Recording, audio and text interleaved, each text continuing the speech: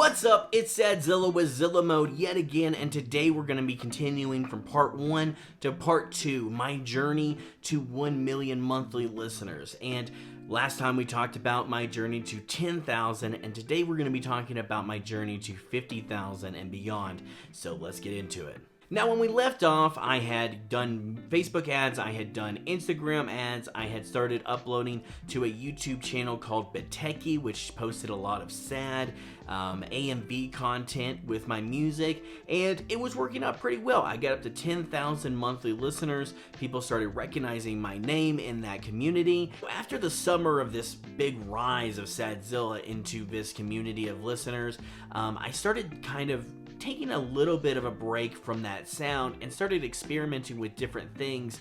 And one of the things that I did for about 2 months, September and October, I started working on an EP called The Rise of Mecha Sadzilla. And in this EP, I had a couple of sad songs in there sprinkled in, but more importantly, I had kind of more rap songs in there, and I even had more of a metal song in there. It was almost like trap metal, which I had experimented with my old name, and so I started bringing those things back a little bit. And so I don't know if I was just getting bored, or maybe I just knew that there was some kind of cap or ceiling that I was hitting with this genre of music that I was making at that time.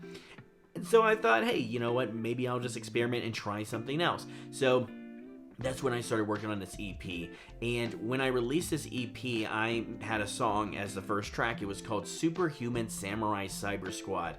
And on this track, I had the artist Lil Godd, who was kind of, at the time, a little bit of a viral star. He was a friend of mine, but he was kind of a viral star on TikTok and on things like Instagram and everything like that. Then I had my other friend, Kid Korea, which we talked about a little bit in the last video.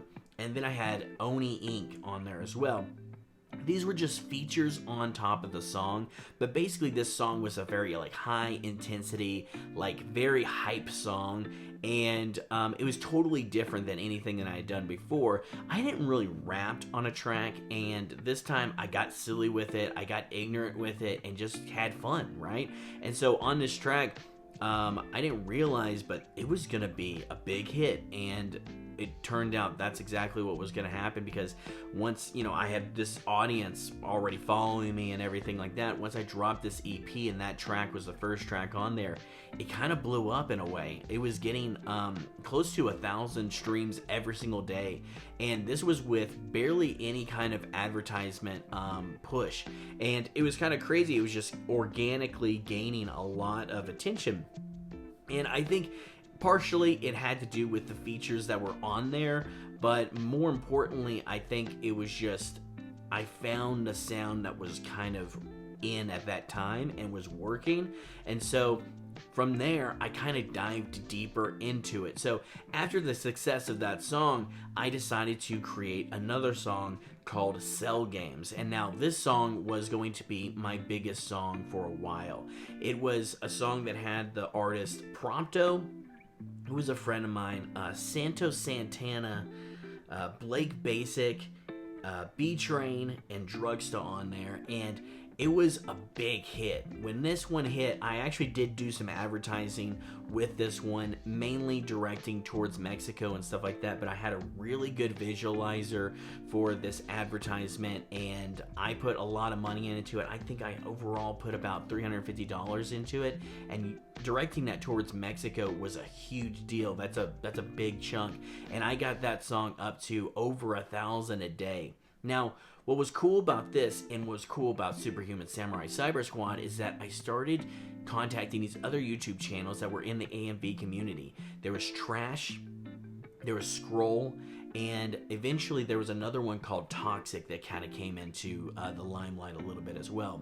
And so I got these songs on those channels. Superhuman Samurai Cyber Squad ended up growing to 2,000 a day, which was really cool. And then Cell Games, it got on, I believe it was Trash first, and it started gaining a lot more momentum. I think it got up to 3,000 or something like that, and then it grew even more when I got it on Scroll. That's when it kind of really took off. That video currently has over 10 million views on YouTube. So it's a huge video, huge deal. It was a really cool, just like hit song at the time, and that was my biggest song for a while. Now, this alone is not what got me to that 50,000 monthly listener mark. I think I was at 25 or 30 or something like that, and we had a long way to go. So one of the things that I did to kind of build up to that point, which was going to be in the summer when I finally hit it, I had an EP, or not really an EP, an album coming out with Lil Godd. And one of the things that we did is we decided to really push the pedal to the metal on this album that we had. And we were going to get all the songs on all the big A&B channels, and any kind of, other, promotional outlet that we could get a hold of. We were putting a lot of money into it, and what was really cool about that is that we could split that money up. So I would pay half and he would pay half, and it just kind of worked out overall really well. Now overall, I think probably total for everything that we spent, because it was about like over a 10-track album, and we got most of them on every single channel, most of them. And so that push, I want to say we spent together about $3,000 to $4,000 total, and so that means like $2,000 from me, $2,000 from him, around that, right? And that may seem like a huge amount of money, but it was kind of spread over a few months building up to this album. And this is not, I had not been releasing consistently or anything like that, so I wasn't releasing like weekly. This was something that we were building up to, so we had, we put a lot into it. Okay, now, and where this money went is we were getting on these YouTube channels, we were doing advertisements and stuff like that, so we had a big investment into this album. Now, when this album actually dropped and we started seeing the results, the album alone was doing very well, but on top of that, every single day, or not really every single day, but every single week, we had like something new that was coming out on one of these AMV channels, or some kind of advertisement that we were kind of getting, and we were going to see some kind of, result. We were going to see if did this boost that song, did this boost this song, and just overall, the album just grew over time. Now, doing all this and putting so much money into the YouTube market, what this did for my branding was it made my name very, very noticeable. I was everywhere on YouTube, right? All the channels in this community knew my name because they couldn't stop seeing my name. They were seeing my name everywhere. So that was really what was cool about it. It was about brand recognition. It was about getting my name out there so that everybody cannot stay away from me. Everybody is kind of always reminded of my name. And that's one thing that I think a lot of people forget about when it comes to getting on these YouTube channels, or posting a lot of content on TikTok, or doing collaborations with different artists, is that even if it's not a hit, right? Even if it's not like, your number one song or in your top 5, it's all about brand recognition. It's about getting your name out there somewhere. Even if it's only a few thousand people that hear that song, that's really good. I mean, that is actually important. That is valuable. Just outreach, right? So I just think that's something to keep in mind. And what that brand recognition did, is that it kept on getting people, more and more new people coming in, and they started recognizing my name more, and therefore I started growing like a lot. So that's when I hit finally 50,000 monthly listeners, and from there, it was pretty easy. Now, when we get from 50K to 100K in the next video, it's going to be a lot less complicated. I'm going to be honest with you. And it's going to be more about mindset, because this is, like I said, this was very strategic. We paid a lot of money to get on these channels. We did a lot of kind of promotion. We did a lot of advertising and pushing our brand. And it was kind of like getting a rocket engine and attaching it to ourselves and setting it on fire, right?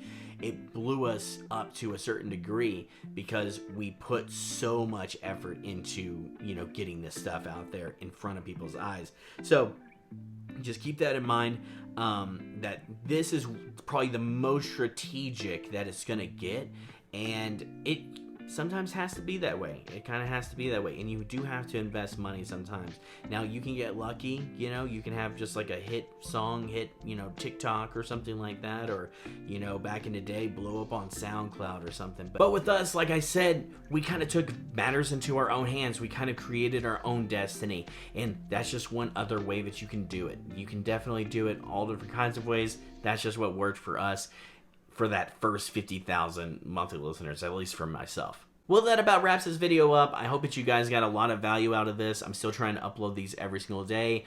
Thank you guys for always supporting me, and you guys are making it a lot easier to kind of get this content out. So I just want to thank you guys again. And if you guys like this content, definitely click like and subscribe down below, and definitely click that bell icon so that you can get notified whenever I drop videos just like this. And I am Sad Zilla. You just went in the Zilla mode, and until next time, Zilla out.